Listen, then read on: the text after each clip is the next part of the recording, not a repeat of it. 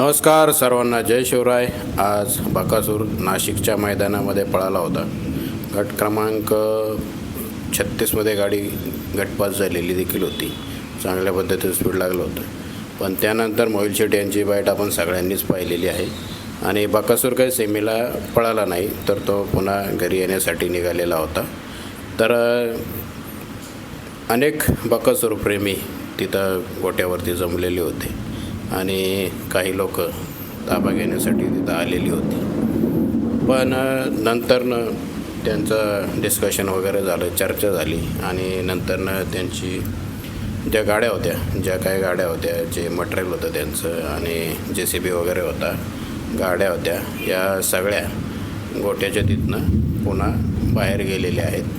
त्यामुळं देव असेल, त्याचा गोटा असेल किंवा तिथला परिसर असेल, तिथं कुठल्याही प्रकारची काही कारवाई झालेली नाही आहे. ज्या काही गाड्या आलेल्या होत्या त्या गाड्या तिथनं निघून गेलेल्या आहेत आणि बहुतेक काही वेळानंतरनं त्याविषयी त्यांची मीटिंग पण आहे आणि त्या मीटिंगनंतरनं पुढचं जे काय असेल ते नियोजन ठरेल.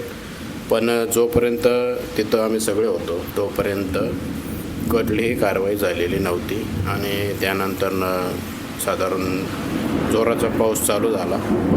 पाऊस चालू झाल्याच्या अगोदर पण गोट्यावरती किंवा आजूबाजूच्या परिसरावरती कुठलीही कारवाई झालेली नव्हती. जे काही JCB असेल किंवा ते कंटेनर असेल किंवा त्याचे जे सामान असलेली जी गाडी असेल, त्या सगळ्या गाड्या तिथनं निघून गेलेल्या होत्या आणि गोट्यावरती काय आत्ता तरी कुठलीही कारवाई झालेली नाही.